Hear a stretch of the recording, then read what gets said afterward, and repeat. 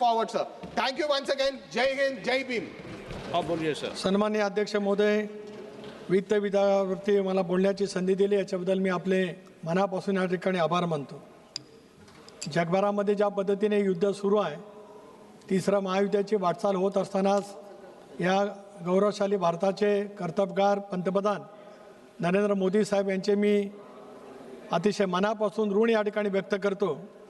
एक सुस्पष्ट निवेदन लोकसभेच्या सभागृहामध्ये त्यांनी त्या ठिकाणी करून देशाची असलेली वास्तवता, देशाची असलेली स्थिती, जगभरामध्ये निर्माण झालेली स्थिती, वेगवेगळ्या आखाती राष्ट्रांच्या प्रमुखांशी त्यांनी केलेला संवाद याच्याबद्दलचं सुस्पष्ट असं निवेदन पंतप्रधान महोदयांनी या ठिकाणी दिलं. ते देत असतानाच त्यांनी या देशातल्या शेतकऱ्यांची काळजी घेतली. पावसाचा आता हंगाम जवळ आला आहे, खरीपाचं पीक येईल, अशा वेळेला खताचा पुरवठा, बियाणं या संदर्भातला उल्लेख करण्याचा अतिशय उल्लेख योग्य पद्धतीने पंतप्रधान महोदयांनी केला. आणि देशातील कष्टकरी असलेल्या शेतकरी बळीराजासाठी केंद्र सरकार काही पद्धतीने ठामपणाने पावलं उचलणार आहे. ते बियाणं असेल, खत असेल, युरियाचं असेल, डीपीचं असेल, या सर्व बाबतीमध्ये त्यांनी जी काही खबरदारी घेण्याचा निर्णय त्या ठिकाणी घेतला त्याबद्दल तमाम शेतकऱ्यांच्या वतीने मी त्यांचे ऋण या ठिकाणी व्यक्त करू इच्छितो आहे. त्याचबरोबर इंधनाचा प्रश्न आहे, गृहिणींच्या वतीमध्ये आहे. गॅसचा तुटवडा झाल्याच्यानंतर उद्योग काही धंदे त्या ठिकाणी बंद होऊ शकतील, याच्यासाठी हायड्रल पॉवर निर्मितीसाठी त्यांनी वेगवेगळा कार्यक्रम त्या ठिकाणी घोषित केला. अशा पद्धतीची स्थिती ज्याला निर्माण होत असते त्याला कणखर नेतृत्व देशाचं कशामध्ये असावं याचं एक उत्तम उदाहरण मोदी साहेबांनी त्या ठिकाणी दाखवलं. हे करत असतानाच आखाती राष्ट्रांच्या मध्ये खूप मोठ्या प्रमाणावरती त्या ठिकाणी आज आपल्या देशातील नागरिक आहेत.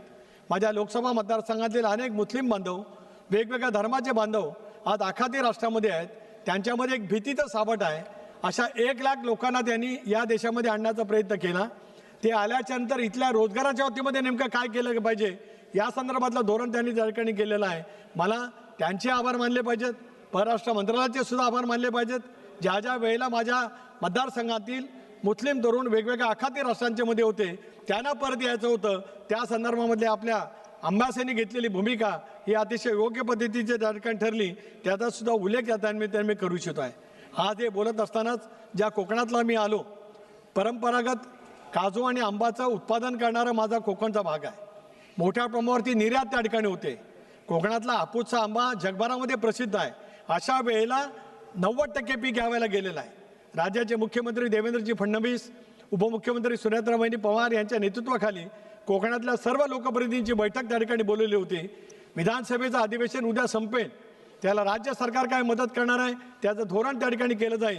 केंद्र सरकारला माझी विनंती आहे, कोकणावरती आलेला प्रसंग, त्याच्यामुळे निर्यातून मिळणारं आपल्याला परकीय चलन याच्यावरती मोठ्या प्रमाणावरती फटका त्या ठिकाणी बसणार आहे. अशा वेळेला कोकणातील आंबा, काजू, नारळ, सुपारी उत्पादक शेतकऱ्यांना ज्यावेळेला राज्य सरकार मदत करेल त्यावेळेला केंद्र सरकारला, आज आमचे बिहारचे नेते या ठिकाणी उपस्थित आहेत नरेंद्र सिंगजी, त्यांना सुद्धा विनंती करतो की केंद्र सरकारने सुद्धा मोठ्या प्रमाणावरची मदत ही काजू आणि आंबा उत्पादक शेतकऱ्यांना देण्याच्या दृष्टीकोनातून एक सकारात्मक भूमिका घेतली तर देशाच्या उत्पन्नामध्ये भरीव पद्धतीची मदत करणाऱ्या कोकणवासियांना दिलासा त्या ठिकाणी मिळू शकतो आहे.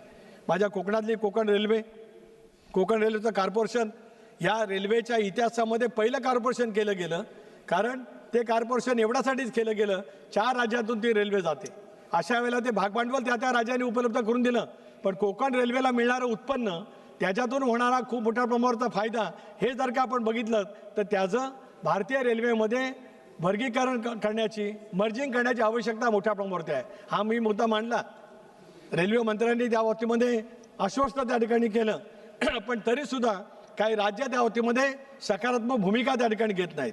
केंद्र सरकारने याच्यामध्ये हस्तक्षेप करावा.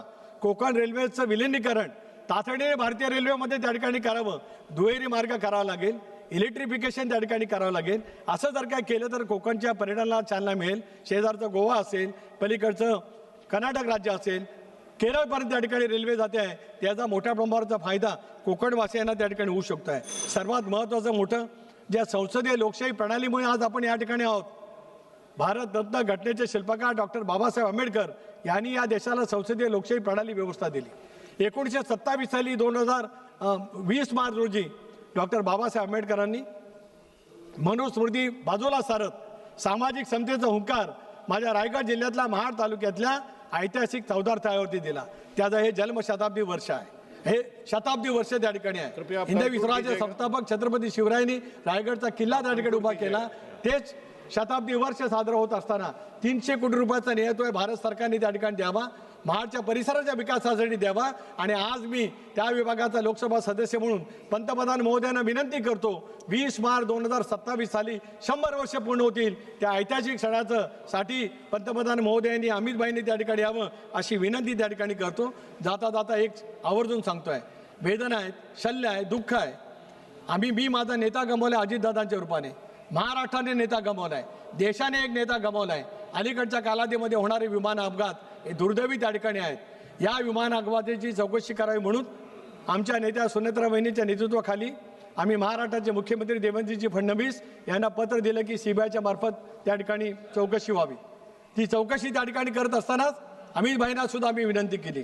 कालच मी राम नायडू साहेब इथंच बसतात, त्यांना विनंती केली की लवकरात लवकर तो अहवाल त्या ठिकाणी यावा.